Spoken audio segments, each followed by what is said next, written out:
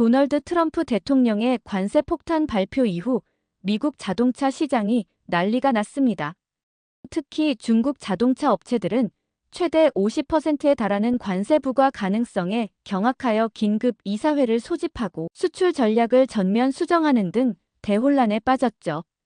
그런데 한국은 이것 때문에 오히려 미국 딜러들의 주문이 폭주하고 한국 자동차 부품 공장이 24시간 풀가동에 들어갔다고 하는데요.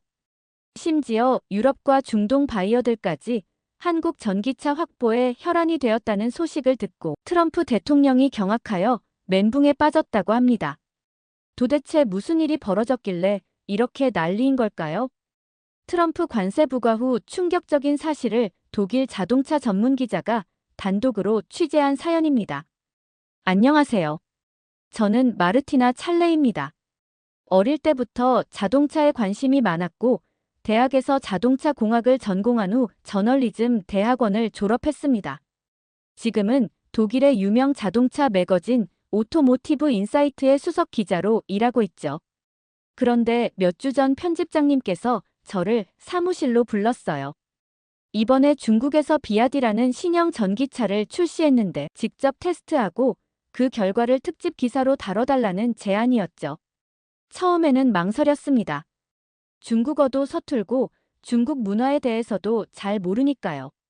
하지만 이런 기회가 흔치 않다는 걸 알기에 용기를 내어 수락했어요.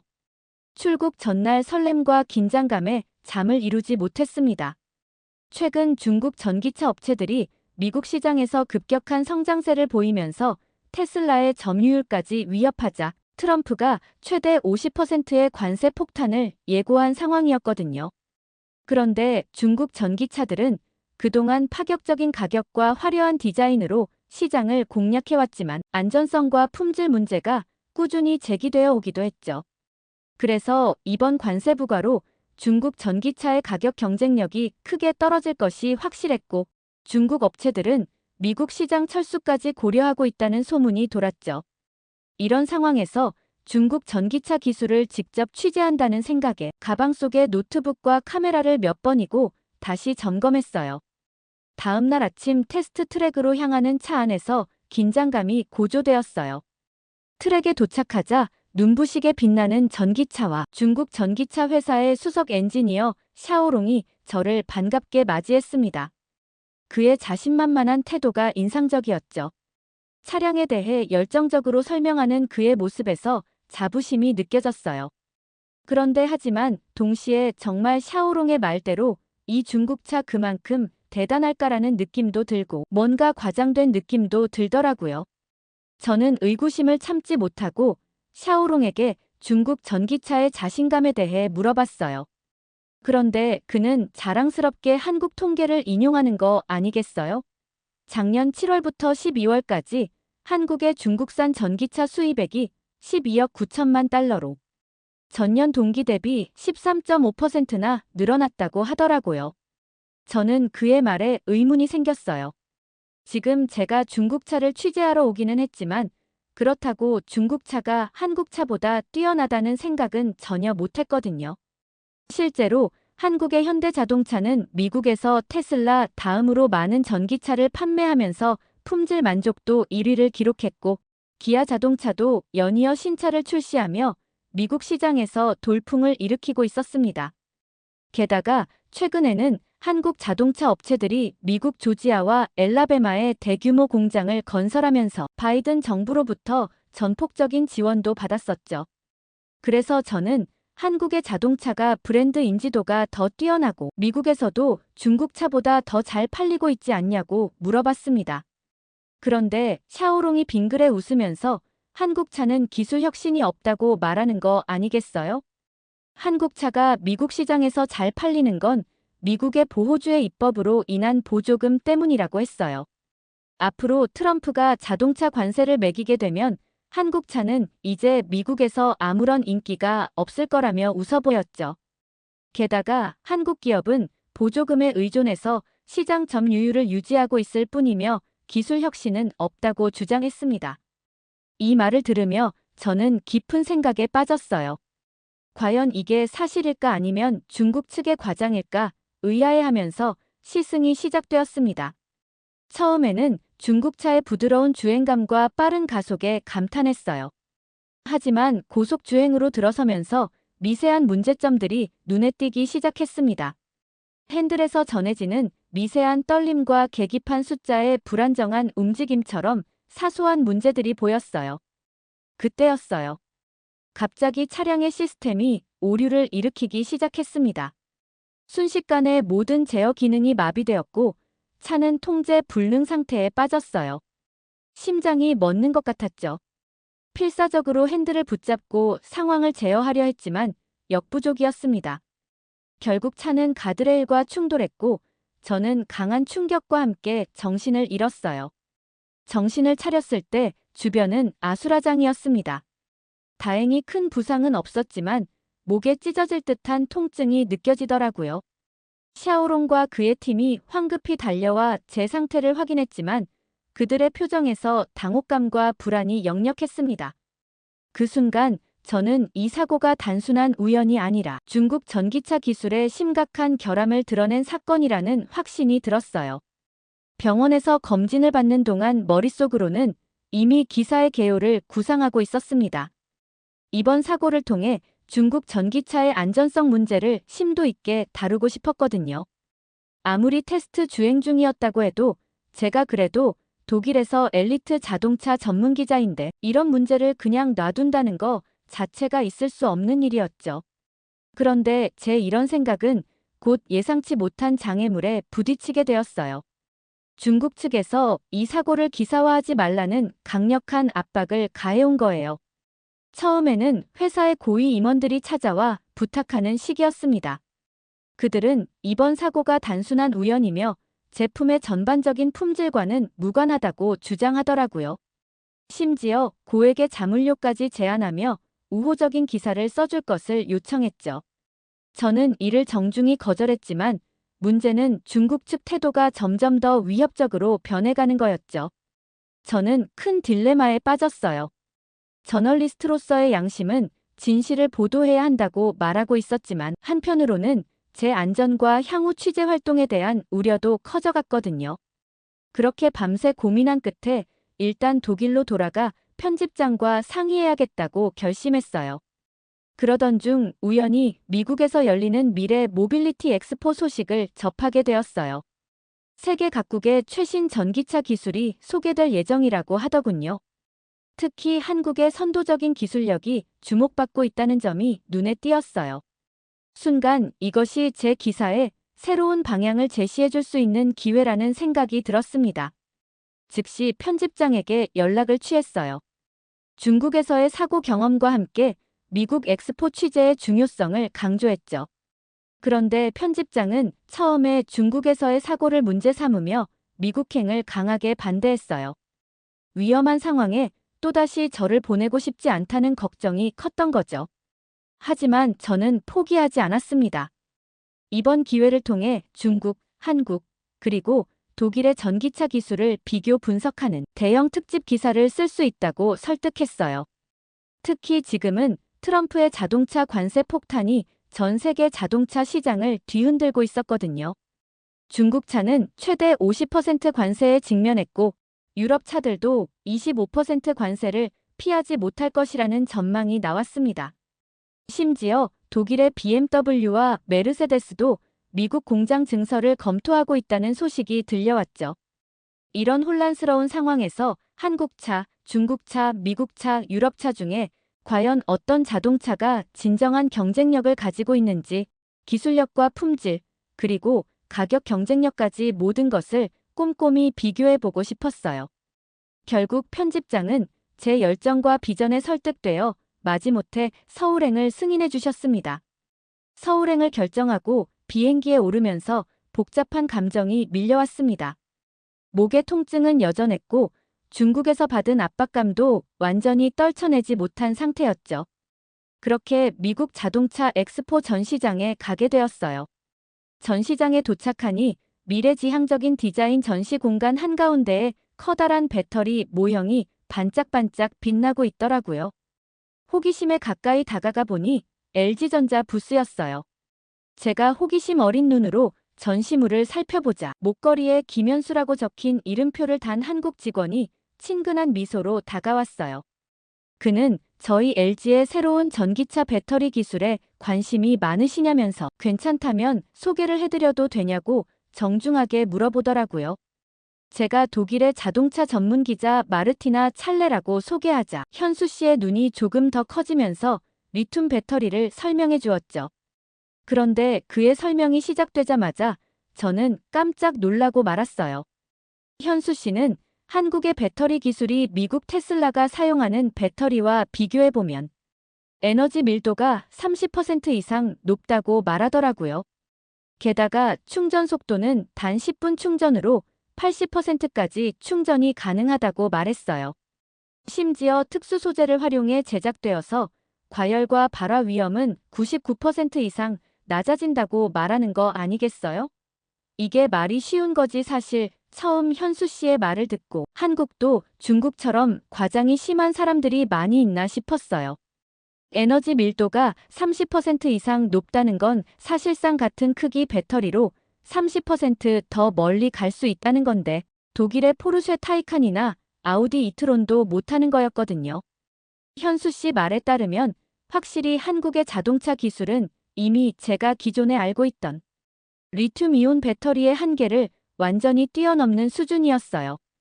현수 씨의 이 말을 듣는 순간 제 머릿속에서 중국에서의 악몽 같은 기억들이 스쳐 지나갔습니다. 샤오펑 P7의 자율주행 모드 오작동으로 겪었던 사고, 선전의 BYD 전기차 연쇄 화재, 상하이의 주차장 폭발 사건, 그리고 CATL 배터리를 사용한 테슬라의 발화 사고까지 취재하면서 목격했던 중국 전기차의 안전 문제들이 파노라마처럼 펼쳐졌습니다. 이런 사건들을 떠올리며 김현수 씨가 설명하는 LG 배터리의 안전성에 새삼 감탄하지 않을 수 없었습니다. 제가 직접 겪고 조사한 중국 전기차들의 문제점을 LG가 완벽히 해결한 것 같아 보였거든요. 이렇게 LG의 배터리 기술에 감탄하다 보니 자연스럽게 이 배터리를 사용하는 한국 자동차 기업들에 대한 호기심이 커졌어요. 결국 제 발걸음은 자연스럽게 현대자동차와 기아의 부스로 향하게 되었죠. 그런데 현대자동차 부스에서는 강도윤 박사가 자율주행 안전 시스템에 대한 짧은 브리핑 발표를 하고 있더라고요. 그런데 강도윤 박사의 발표가 단연 압도적이었어요. 그의 자율주행 및 전기차 안전 시스템에 대한 깊이 있는 통찰력에 완전히 매료되어 시간 가는 줄도 몰랐죠. 발표를 들으며 제 머릿속에서는 수많은 질문들이 떠올랐습니다. 질의응답 시간이 시작되자 저는 주저없이 손을 들었습니다. 특히 지난달 선전에서 겪은 샤오핑 P7의 자율주행 모드 오작동으로 인한 3중 추돌 사고를 언급하며 특히 레이더와 카메라의 동시 오류 원인에 대한 그의 견해를 물었죠. 그러자 청중들 사이에서 작은 술렁임이 일었습니다. 게다가 도윤 박사의 표정이 살짝 긴장되는 것을 포착했어요.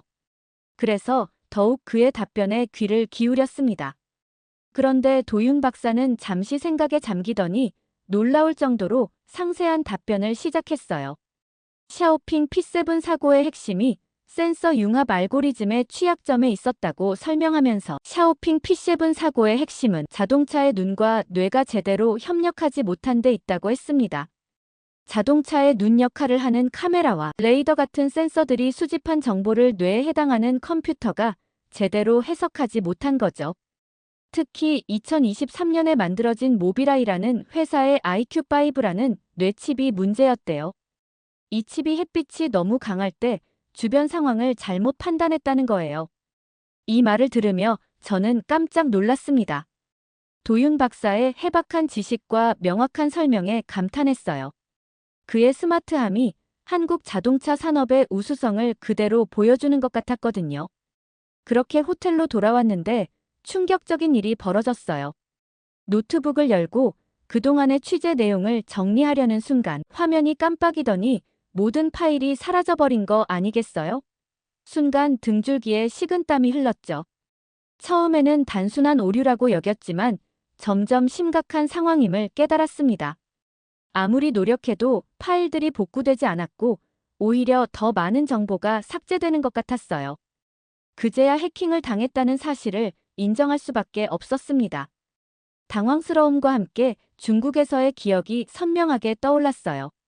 그때 사고 내용을 기사화하지 말라며 받았던 압박감이 다시 느껴지는 듯 했습니다.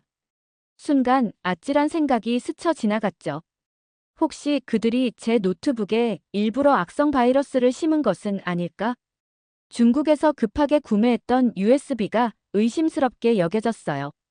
그때 보안 프로그램 설치를 미뤘던 것이 화근이 된 것 같았습니다. 자책감과 함께 분노가 치밀어 올랐죠. 중국의 이런 비열한 행동으로 인해 제 모든 취재 자료와 개인 정보가 위험에 처한 상황이었으니까요. 그때 문득 도윤 박사가 떠올랐어요. 망설임 끝에 그에게 연락을 취했습니다. 다행히 그는 빠르게 응답해 주었고 상황을 듣자마자 즉시 도와주겠다고 했죠. 그의 목소리에서 느껴지는 진정성에 안도감이 밀려왔죠. 도윤 박사는 자신이 아는 최고의 보안 전문가를 소개해 주겠다고 했어요. 그의 신속한 대응에 감사함을 느꼈습니다. 하지만 동시에 이 상황이 한국 기술에 대한 취재에 어떤 영향을 미칠지 걱정되기도 했죠. 다음 날 도윤 박사가 소개해준 보안 전문가 김민수 씨를 만났습니다. 그는 차분하고 전문적인 태도로 상황을 분석하기 시작했어요. 김 씨의 꼼꼼한 작업을 지켜보며 한국의 IT 기술력에 다시 한번 감탄했습니다. 며칠간의 노력 끝에 드디어 해킹 문제가 해결되었어요. 다행히 대부분의 자료를 복구할 수 있었습니다. 안도의 한숨을 쉬면서도 이번 사건이 주는 교훈을 깊이 새겼죠. 보안의 중요성을 몸소 체험한 셈이었습니다. 하지만 문제는 여기서 끝나지 않았어요. 갑자기 중국 언론에서 독일 기자의 해킹 사건에 대한 의혹을 제기하는 보도를 내보내기 시작했죠. 중국 측은 마치 제가 의도적으로 해킹을 당한 것처럼 왜곡된 시각으로 보도하기 시작했죠. 순간 모든 것이 무너지는 것 같았습니다. 중국에서의 사고 취재와 이번 해킹 사건이 연결되면서 제 신뢰성이 한순간에 의심받게 된 거예요. 절망감이 밀려왔지만 이대로 물러설 수는 없었습니다. 이것이 중국이 사고 사실을 은폐하려는 시도라는 확신이 들었어요. 진실을 밝히고 오해를 풀어야 한다고 다짐했죠. 다행히 도윤 박사와 김민수 씨가 적극적으로 나서주었어요. 그들은 먼저 해킹의 근원지가 중국이라는 것을 명확히 밝혀냈습니다. 더 나아가 이 해킹이 중국에서 있었던 사고 사실을 숨기려는 의도적인 공격이었다는 증거도 찾아냈죠. 그들의 노력으로 제가 피해자라는 사실이 입증되었고 중국 언론의 왜곡된 보도를 막을 수 있었습니다. 도윤 박사는 한국 언론들과 소통하며 사실관계를 바로잡았고 김민수 씨는 기술적 증거를 제시하며 해킹의 실체를 밝혀냈어요. 이 과정에서 그들이 보여준 전문성과 정의감, 그리고 저를 향한 신뢰에 깊은 감동을 받았습니다. 한국의 기술력과 정직성이 제 명예를 지켜준 셈이었죠. 이 경험을 통해 한국에 대한 신뢰와 감사의 마음이 더욱 깊어졌습니다. 그렇게 호텔에서 한국 취재 내용을 정리하고 있을 때였습니다. 갑자기 워싱턴 포스트의 제임스에게서 전화가 걸려왔죠. 제임스는 흥분된 목소리로 제가 보낸 특종 기사를 봤다며 입을 열었습니다. 그런데 그러면서 더 큰 특종이 터졌다며 떨리는 목소리로 말하는 거 아니겠어요? 무슨 일이냐고 제가 묻자 제임스는 오늘 트럼프가 플로리다의 현대차 딜러십에서 놀라운 일을 겪었다고 전했습니다. 아이오닉 6를 시승하던 중 차량의 성능과 기술력에 완전히 매료되었다는 것이었습니다. 특히 10분 충전으로 350km를 달릴 수 있다는 점과 완전 자율주행 시스템의 안정성에 큰 충격을 받았다고 했습니다. 제임스에 따르면 특히 트럼프가 측근들에게 중국을 징벌하려고 관세 폭탄을 준비했는데 도리어 한국에게 당했다며 발을 동동 굴렀다고 합니다. 특히 한국차 시승 후 한국의 기술력이 이미 세계 최고 수준에 도달했다는 것을 직접 체험하고 크게 놀랐다는 속내를 털어놓았다고 하더군요. 심지어 정치권에서는 한국차에 관세를 부과하면 조지아와 엘라베마의 일자리 수만 개가 날아갈 수 있다는 우려를 제기하고 있다고 하더라고요. 이 과정에서 제가 작성한 중국 전기차 사고와 한국의 기술력을 비교한 기사가 미국 전역에 파문을 일으키고 있다는 소식도 들려왔다고 했죠.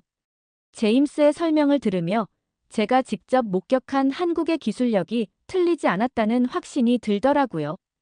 LG 배터리가 테슬라보다 30% 이상 성능이 뛰어났고 현대차의 자율주행은 완벽에 가까웠다고 제가 설명했습니다. 반면 중국의 전기차는 테스트 도중 심각한 시스템 오류로 사고가 났고 더 충격적인 것은 이를 은폐하기 위해 정부 차원에서 조직적인 해킹까지 시도했다는 점을 말했죠. 거기다가 이런 극명한 차이야말로 한국과 중국 자동차 산업의 본질적인 차이를 보여준다고 덧붙였어요. 이제는 단순한 가격 경쟁력이 아닌 진정한 기술력과 안전성이 시장을 지배하는 시대가 도래했다는 것이 분명해 보였습니다. 그리고 그 중심에 한국이 서 있었습니다. 오늘 사연 어떻게 들으셨나요? 끝까지 들어주셔서 정말 감사합니다. 오늘 사연이 재미있으셨다면 좋은 의견을 댓글로 남겨주세요. 공유도 많이 해주시고요. 구독 버튼까지 눌러주시면 정말 감사하겠습니다. 저는 더 좋은 사연으로 찾아뵐게요. 감동도서관이었습니다. 감사합니다. 2025년 전 세계 10억 명이 시청하는 타임스퀘어 새해맞이 카운트다운 행사에서 120년 역사상 최초로 한국 기업이 메인 스폰서로 선정되었습니다. 뿐만 아니라 2025년 새해부터 한국 자동차와 드라마, 치킨, 심지어 레깅스까지 뉴욕 전역이 한국 브랜드로 난리가 났다고 하는데요. 게다가 올해는 독일 벤츠와 일본 도요타도 메인 스폰서가 쟁탈전에 뛰어들었다고 하는데 어떻게 해서 한국 브랜드들이 뉴욕 심장부를 전부 싹쓸이하게 된 걸까요? 새해맞이 행사를 준비하던 타임스퀘어 한 기획자의 놀라운 이야기를 바로 시작합니다. 안녕하세요. 저는 타임스퀘어 얼라이언스의 이벤트 기획자 바브라 쉴즈입니다. 타임스퀘어 얼라이언스는 뉴욕의 상징인 타임스퀘어의 모든 행사와 브랜드 광고를 총괄하는 비영리 단체인데요. 특히 타임스퀘어에서 열리는 새해맞이 카운트다운은 전 세계 200여 개국에서 생중계되는 글로벌 이벤트입니다. 매년 100만 명이 넘는 인파가 타임스퀘어에 모여들고 10억 명 이상이 TV와 온라인으로 시청하죠. 저는 여기서 메인 스폰서 선정과 브랜드 쇼케이스 기획을 담당하고 있어요. 그런데 2025년 새해맞이 행사에서 메인 스폰서로 한국 자동차 브랜드가 확정되었다는 사실을 알고 계신가요? 사실 2021년에도 기아 EV6가 타임스퀘어에서 세계 최초로 공개되어 글로벌 전기차 시장을 뒤흔든 적이 있었는데 이번에도 또 한국 기업이 뉴욕의 심장을 사로잡게 된 거죠. 이번에는 사실 도요타의 럭셔리 브랜드 렉서스가 메인 스폰서 자리를 노리고 있었거든요. 그래서 저는 다시 한국 브랜드가 타임스퀘어를 독점하는 건 균형에 맞지 않다고 생각했죠. 사실 제가 대학 시절 도쿄에서 유학을 보낸 경험 때문에 도요타의 렉서스를 좋아하는 것도 한 이유가 되긴 했지만요. 그날도 저는 새해맞이 행사의 메인 스폰서 선정을 위한 회의장으로 향하는 중이었어요. 그런데 로비에서 마케팅 총괄 매니저인 제이슨 리를 만나게 되었어요. 엘리베이터로 가는 동안 그는 흥분된 목소리로 이야기를 시작했죠. 이번에도 한국의 브랜드가 연초부터 뉴욕을 점령하게 되었다면서 한국의 제안이 얼마나 혁신적인지 설명하더군요. 그런데 이야기를 계속 듣고 있다 보니까 제이슨이 마치 이미 모든 게 결정된 것처럼 말하는 거 아니겠어요. 그래서 저는 렉서스의 오랜 명성과 신뢰도를 언급하며 이번에는 전통 있는 브랜드가 선정되어야 하지 않겠냐며 한국 브랜드도 좋지만 너무 성급하게 단정 짓는 것 아니냐고 지적했죠. 그러자 제이슨은 의미심장한 미소를 지으며 고개를 젓더라고요. 현재 미국에서 한국차의 인기는 단순한 과대평가가 아닌 실제 시장이 증명하는 현실이라면서 작년 상반기 미국 전기차 신차 등록 대수를 구체적으로 언급했어요. 현대기아차가 4만 7천 대를 기록했는데 이는 자국차 포드 2만 9천 대를 2배가량 뛰어넘고 독일차 벤츠는 1만 7천 대를 3배가량 뛰어넘는 수치였죠. 저는 그 말을 듣는 순간 귀를 의심할 수밖에 없었습니다. 미국의 상징과도 같은 포드를 한국 브랜드가 압도했다니 도저히 믿기지 않았죠. 그게 정말 맞나요? 혹시 일시적인 현상 아닌가요? 라고 되물을 수밖에 없었어요. 그러자 제이슨은 한국은 늘 이런 식으로 불가능해 보이는 일을 현실로 만드는 나라라고 설명했어요. 특히 최신 기술에 민감한 미국의 젊은 얼리어답터들 사이에서 기아 EV9은 이미 테슬라 모델 X를 뛰어넘는 혁신적인 모델로 인식되고 있다고 하더군요. 세련된 실내 디자인과 더블 벨벳 디스플레이는 이미 입소문을 타고 폭발적인 인기를 얻고 있으며 첨단 인포테인먼트 시스템 분야에서는 도요타는 물론 테슬라와 벤츠까지 제쳤다는 거예요. 제이슨이 제시하는 구체적인 수치와 사례들 앞에서 저는 더 이상 반박할 수 없었습니다.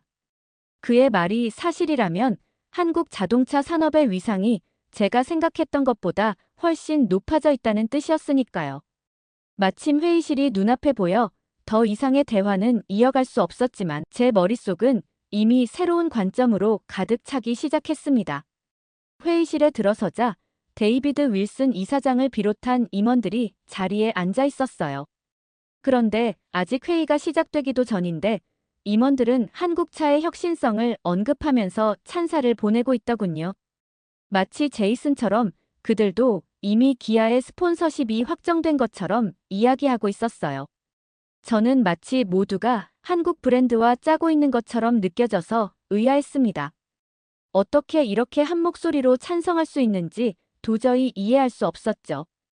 회의가 시작되고도 분위기가 너무 일방적으로 흘러가자 중국계 미국인 리하오 부사장이 불편한 기색을 드러내며 발언했어요. 중국의 비아디나 샤오펑도 충분한 경쟁력이 있는데 한국 브랜드만 특별 대우하는 것 아니냐며 날을 세웠죠. 그러자 한국 브랜드를 지지하던 존 콜 이사도 타임스퀘어 얼라이언스 120년 역사상 한 브랜드가 이렇게 연속으로 주요 행사를 맡는 건 전례 없는 일이라며 우려를 표했어요. 저는 속으로 드디어 이성적인 의견이 나오는구나 하고 생각했죠. 그런데 그동안 팔짱을 끼고 묵묵히 지켜보던 데이비드 총괄 기획 이사장이 테이블을 가볍게 두드리며 입을 열었어요.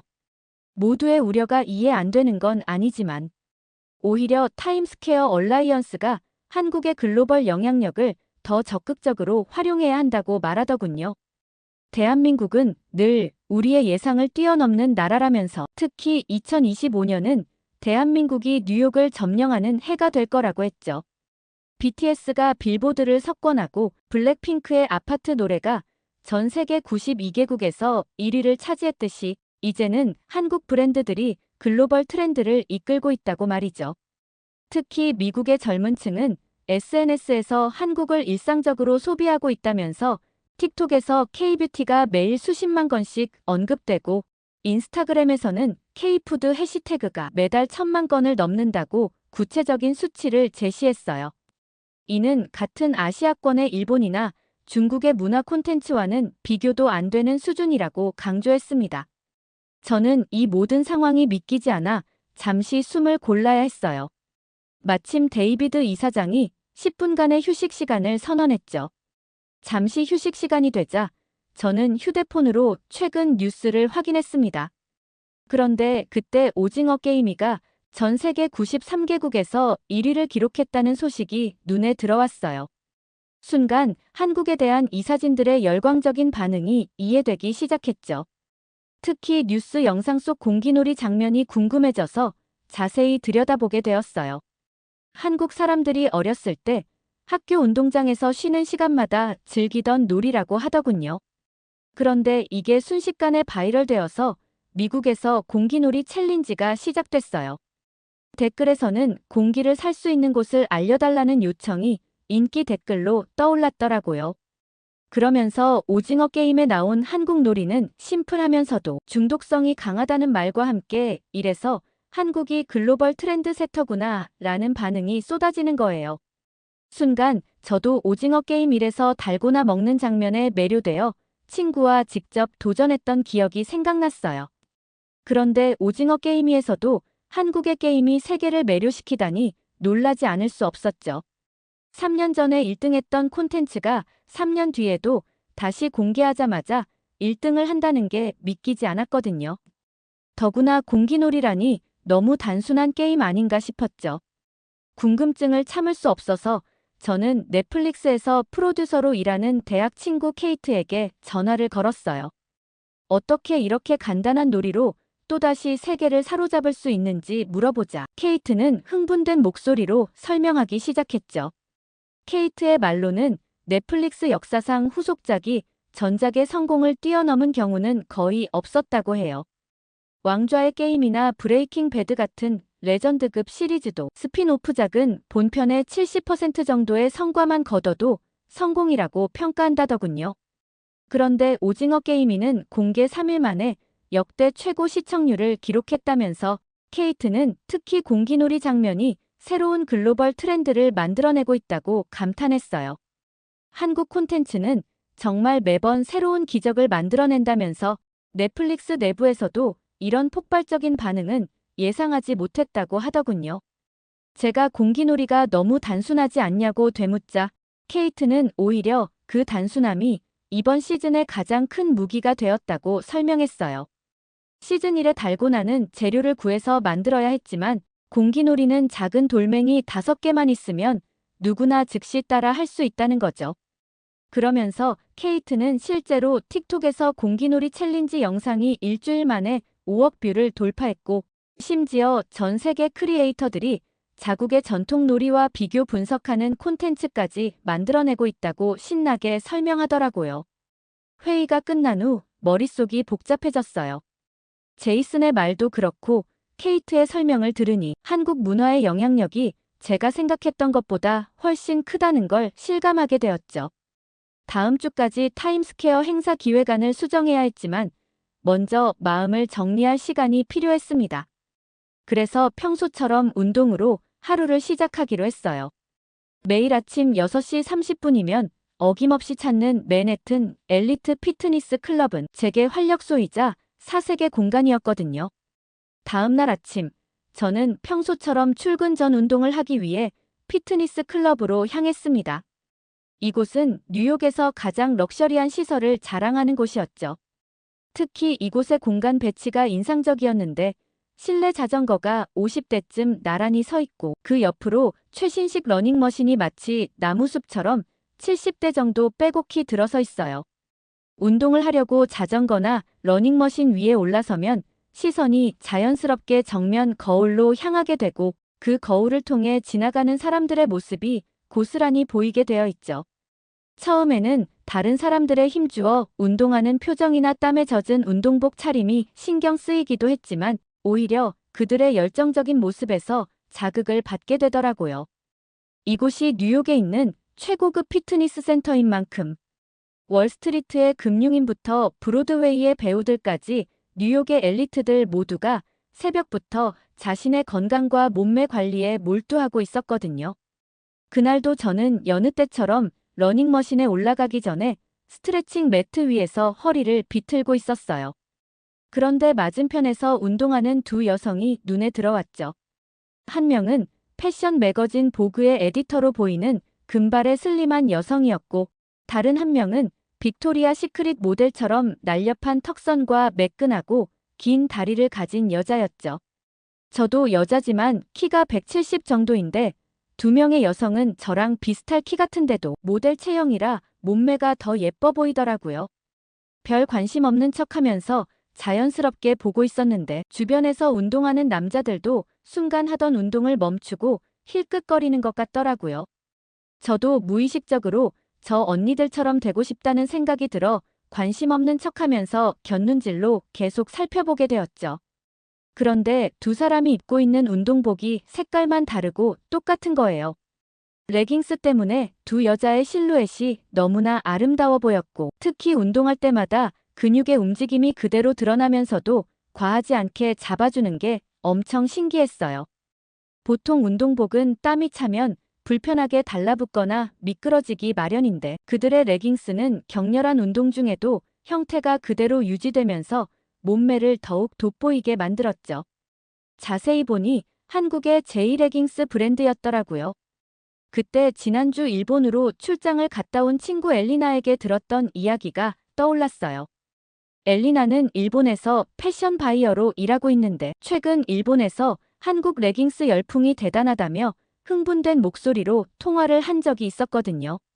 한국의 레깅스 브랜드가 일본에서 오픈 매장도 없이 200억 원의 매출을 기록했다는 거였죠. 매장이 생기기도 전에 온라인 사전 판매만으로 이룬 실적이라고 했어요. 심지어 팝업 스토어가 오사카와 도쿄에 열렸을 때는 현지인들이 새벽부터 줄을 서서 기다렸다고 하더군요. 그때 당시 엘리나와 통화할 때는 일본이 덥고 습한 날씨 때문에 같은 아시아권의 레깅스가 인기를 얻은 거라고만 생각했었죠.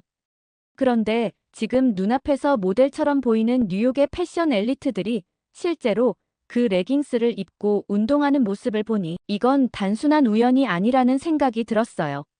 저도 모르게 온라인 쇼핑몰 주소를 물어보고 싶은 충동이 들 정도였죠.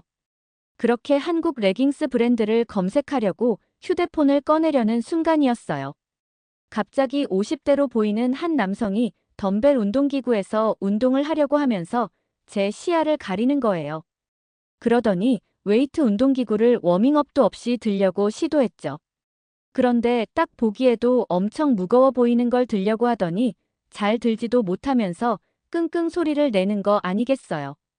아마 아까 저 2명의 여성들에게 자신을 과시하려는 건지 뭔지 아무튼 굳이 제 눈앞에서 그러니깐 너무 민망하고 불편했죠. 무게도 제대로 들지 못하면서 억지로 하는 모습이 안쓰러워 보여 뭐 저런 사람이 있나 싶어서 고개를 돌리려고 했는데 순간 이어지는 모습에 저는 경악하고 말았어요. 그 남자는 갑자기 뒤로 돌아 스트레칭을 하려고 고개를 숙이면서 엉덩이 부분을 제 시야 쪽으로 들이미는 거 아니겠어요.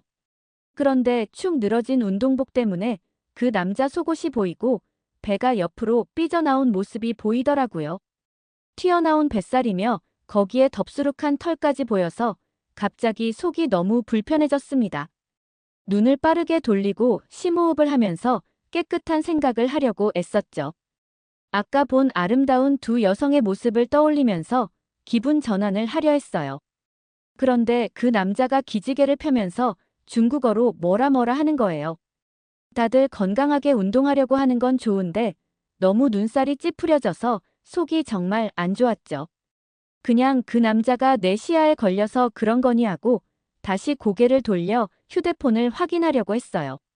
그런데 그 중국인이 갑자기 다른 운동기구로 가면서 제 바로 앞을 지나가는 게 아니겠어요. 순간 코를 찌르는 땀 냄새가 확 퍼졌는데 정말 최악이었습니다. 마치 오래된 식초와 썩은 양파를 섞어놓은 듯한 시큼하고 텁텁한 악취였어요. 정말 몇 달은 안 씻었는데 운동을 해서 나는 그런 악취였죠. 순간 한국 레깅스 검색이고 뭐고 올해 들어 가장 최악의 불쾌함을 순간적으로 경험했어요. 피트니스 센터에서 누구나 땀을 흘릴 수는 있지만 이 정도 악취면 회원 강제 탈퇴를 해야 하는 거 아닌가 생각이 들 정도였죠. 특히나 여긴 뉴욕 상류층 피트니스 센터잖아요. 평소 피트니스 센터를 이용하는 유럽이나 미국 회원들은 대부분 에티켓을 잘 지키고 깔끔한 운동복 차림이었거든요.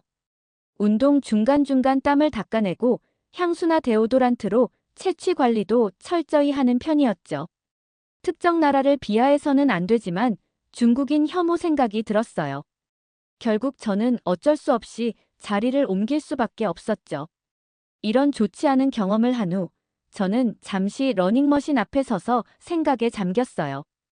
아까 본 2 여성의 완벽한 몸매가 자꾸 눈앞에 아른거렸거든요. 7년 넘게 피트니스 센터를 다녔지만 저렇게 아름다운 바디라인은 처음 봤거든요. 문득 저도 그들처럼 될 수 있지 않을까 하는 생각이 들었죠. 마침 시계를 보니 아침 7시 30분이고 출근 시간까지 여유가 있었어요. 평소에도 궁금했던 피트니스 상담을 받아볼 좋은 기회라고 생각했죠. 어차피 새해를 맞이해서 제 자신에게 투자할 계획도 있었고 이참에 체계적인 운동 프로그램을 시작해보고 싶었거든요. 결국 저는 피트니스 센터 2층에 있는 상담실로 발걸음을 옮겼습니다. 상담실에 들어서자 모니카 센터장이 반갑게 맞아주었어요. 저는 곧바로 아까 본 두 여성 회원처럼 몸매를 가꾸고 싶다고 말했죠. 어떻게 하면 저렇게 아름다운 바디라인을 만들 수 있는지 궁금하다고 했죠. 그런데 모니카는 환한 미소를 지으며 그 두 회원은 한국인 필라테스 강사 혜정이 진행하는 프리미엄 클래스를 수강하고 있다고 하더군요. 게다가 그들이 입고 있던 레깅스도 한국 브랜드라면서 착용감이 좋아 운동 효과도 높인다고 설명했어요. 특히 한국의 필라테스는 최근 전 세계적으로 주목받고 있다면서 블랙핑크 제니도 이 프로그램을 받고 있다고 하더라고요. 특히 모니카는 한국 강사들의 전문성과 섬세함을 극찬했어요. 미국에서도 한국 강사들의 인기가 대단하다면서 체계적인 커리큘럼과 친절한 매너는 물론이고 체력 관리부터 구상 예방, 체중 조절, 재활까지 전방위적으로 관리해준다고 설명하더군요. 저는 그 말을 듣자마자 홀딱 반해서 프리미엄반 등록을 도와달라고 했어요. 그런데 바로 그때 아까 그 중국인 남성이 물을 마시러 상담실 앞으로 오는 게 아니겠어요. 저는 또다시 그 고약한 냄새가 날까봐 긴장됐죠. 그런데 갑자기 상담을 해주고 있던 모니카 쌤이 자연스럽게 주머니에서 마스크를 꺼내 착용하는 거 아니겠어요. 그러면서 고개를 살짝 숙이고 숨을 참는 듯한 표정을 지었죠. 전 제가 느낀 불쾌감이 저만의 것이 아니었다는 걸 알고 웃음이 나왔어요. 모든 사람의 후각이 비슷하다는 생각이 들더군요. 중국인 남성이 지나간 후 저는 조심스럽게 냄새가 심하다고 말했더니 모니카는 한숨을 쉬며 그 회원이 오래전부터 다녔는데 특히나 여성 회원들이 많은 시간대에만 온다면서 정작 운동은 제대로 하지도 않고 냄새만 고약하다고 털어놓았어요. 피트니스 센터를 나와 거리를 걷는 동안 한국의 레깅스 브랜드가 자꾸 생각났어요. 그동안 유럽이나 일본 브랜드만 고집해왔던 제가 한국 브랜드의 매력에 푹 빠져버린 것처럼 뉴욕의 상류층들도 하나둘씩 한국 브랜드를 선택하고 있었죠. 처음에는 이해할 수 없었던 타임스퀘어 새해맞이 행사에 기아 자동차 메인 스폰서 선정도 이제는 당연한 결과처럼 느껴졌어요. 문득 고개를 들어보니 타임스퀘어 전광판들이 한국 브랜드들로 가득했어요. BBQ 치킨 광고가 흘러나오고 바로 옆에서는 오징어 게임의 공기놀이 장면이 방영되고 있었죠. 다른 쪽 전광판에서는 기아 EV9의 신차 전시 예고 광고가 반짝이고 있었고요. 거기다 제가 방금 경험한 필라테스와 레깅스까지 순간 한국이 뉴욕의 심장부를 완벽하게 점령해버린 것 같은 묘한 기분이 들었어요. 그날 오후 실리콘밸리의 유명 스타트업 CEO인 매트 피터슨과 미팅이 있었어요. 회사 근처 카페로 가는 길이었는데 주차장에서 우연히 그를 마주쳤죠. 그런데 평소 테슬라를 즐겨 타던 그가 제네시스 지구공에서 내리는 모습이 눈에 들어왔어요. 호기심을 참지 못하고 테슬라는 왜 안 타냐고 물어보니 이제는 실리콘밸리에서 모두가 제네시스를 탄다면서 오히려 테슬라보다 더 혁신적이라고 하더군요. 제가 오는 길에 목격한 한국 브랜드들의 뉴욕 점령 이야기를 하자 피터스는 의미심장한 미소를 지으며 한국의 성공은 우연이 아니라고 말했어요. 그는 자신이 한국을 좋아하는 건 문화나 음식 때문이기도 하지만 특히 기술력은 이미 세계 최고 수준이라고 단언하더군요. 피터스는 특히 작년에 있었던 골프 선수 타이거 우즈의 제네시스 GV80 사고 이야기를 꺼냈어요. LA 근교에서 차가 수차례나 전복되고 공중회전까지 했는데도 타이거 우즈가 기적적으로 생존했다는 거였죠. 25년 차 LA 교통경찰이 현장을 보고 놀라워했다면서 차량이 저 정도로 완파됐는데 운전자가 살아남은 건 기적이라고 했대요.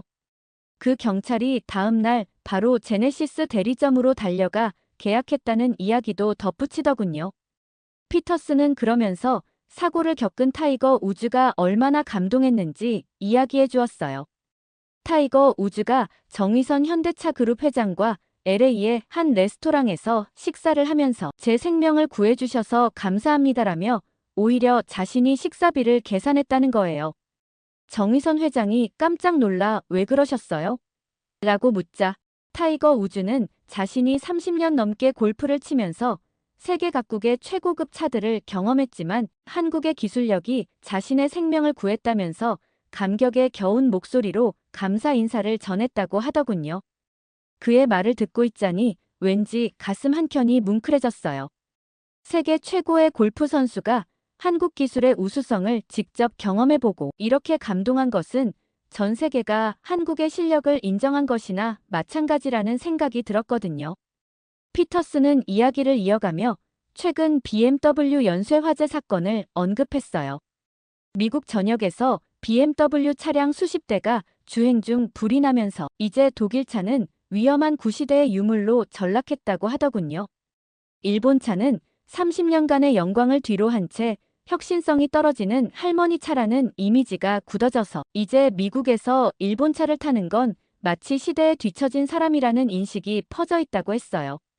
반면 한국 브랜드는 첨단 기술력과 세련된 디자인으로 젊은 층의 마음을 사로잡아 새로운 프리미엄의 대명사가 되었다면서 특히 제네시스는 실리콘밸리 CEO들과 월스트리트 금융가들 사이에서 성공과 혁신의 상징으로 자리 잡았다고 하더군요. 실제로 미국 MZ세대의 91%가 한국 브랜드를 미래 모빌리티를 선도하는 혁신 기업으로 꼽았다는 조사 결과도 있다고 했어요. 이제 한국은 세계가 따라야 할 새로운 기준이 되었어요. 2025년 새해가 밝아오는 타임스퀘어 심장부에서 저는 그 역사적 순간을 목격하고 있었어요.